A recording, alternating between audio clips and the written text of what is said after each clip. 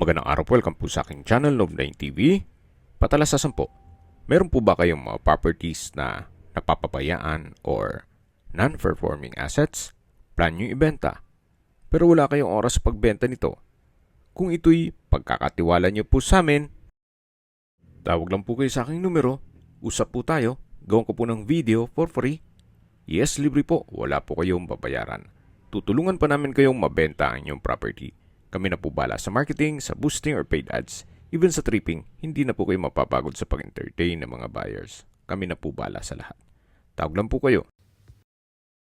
Nandito po tayo ngayon sa Tagaytay kung saan meron po tayong bagong video presentation, isang residential property na may lot area na 300 square meters. Ito po'y titulado, buhay po ang may-ari, kaya wala po kayong maging problema sa documentation o sa transfer ng title. Napakatahimik po ng lugar, sariwang hangin, at malamig po ang klima. Ito po'y nasa mataas na lugar. Ang estimated elevation above sea level ay 1,900 feet. Nasa loob po ito ng isang exclusive subdivision. Meron pong clubhouse at amenities, gaya ng swimming pool, function hall, basketball court, at marami po pong iba. Sa ngayon po, hindi natin mapasok yun gawa ng meron silang event. Tungkol naman po sa seguridad dito sa loob ng subdivision, meron pong 24 hours security. May access na rin po dito ng tubig, kuryente at internet provider. Gawa ng may mga bahay na rin po dito sa loob ng subdivision. Malapad po ang daan, two-way cemented road. Ito pong property ay mayroon pong mountain view. At mula naman po dito, matatanaw natin yung mga condominium sa kabilang side ng Tagaytay. Napaganda po. At mula naman po dito sa cemented road, ito pong terrain ay rolling o slope. Para may idea po kayo, ganito po ang magiging disenyo ng bahay nyo kung sakaling ma-acquire nyo ito. At ganito po. Kaya please manage your expectation. Once na mag-set tayo ng tripping, baka mag-expect kayo na patag na patag. Ito po'y rolling po ang terrain nitong lupa.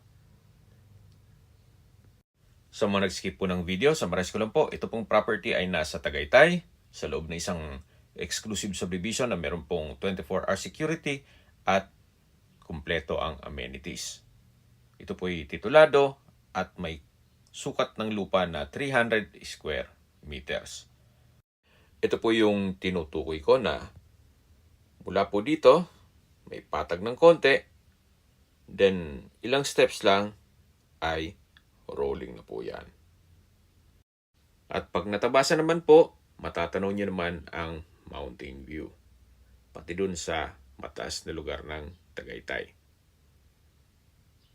Habang pinagmamasin nyo po ito, pag-usapan na natin ang distance, location, at travel time.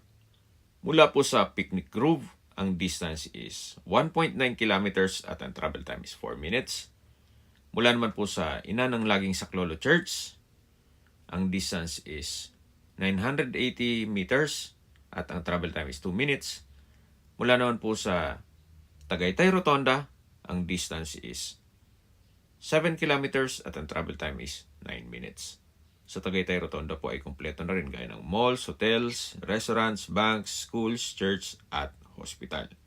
Yan po yung lagi kong binabagit sa aking video na dapat nyo i-consider sa paghanap ng property, yung meron pong malapit na hospital. Hindi ko naman po sinasabing sakitin kayo. Yan naman po ay for emergency purpose lang naman. Mula naman po sa Calac Silang Interchange, ang distance is 22 kilometers at ang travel time is 20 minutes. Ang Calax po ay connecting South Luzon Expressway, Skyway, all the way to North Luzon Expressway at ibang parte ng Metro Manila. Kaya mapapabilis na po ang biyahe mula Manila papuntang Tagaytay. Mula naman po sa Manila o sa airport, ang distance is 36.2 kilometers at ang travel time is 1 hour and 14 minutes. Okay, sa presyo na po tayo. Binebenta po ito ni owner sa halagang 12,000 pesos per square meter. Kung may mga katanungan po kayo, tawag lang po kayo sa aking numero. Sa mga kababayan naman natin nasa ibang bansa, meron po akong Telegram sa mga iPhone user man, may iMessage, meron din pong Imo, Skype, Viber at WhatsApp. Same number lang po, 0917-316-3399.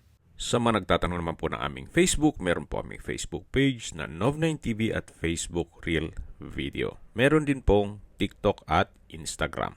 May ibang YouTube channel po kami, the Nov9TV channel, Nov9TV Listings, Nov9TV On The Spot, Nov9TV Updates, at Nov9TV House Rental. Sana po naibigyan nyo ang video presentation. Paki-like and subscribe na lang po sa aking channel para ma-update din po kayo sa aking future listings. Kung sakali po hanap nyo yung mas malaking sukat ng lupa, meron din po kami ibang listings na pwede nyong pagpilian. Huwag po kayong mag-atubiling tumawag sa amin. Then, let us know your budget para malaman namin kung anong property pwede naming ilog sa inyo. Sa lahat pong viewers, subscriber at nagtiwala po sa amin, salamat po sa suporta. Ingat po kayo lagi at yung pamilya. Maraming salamat po.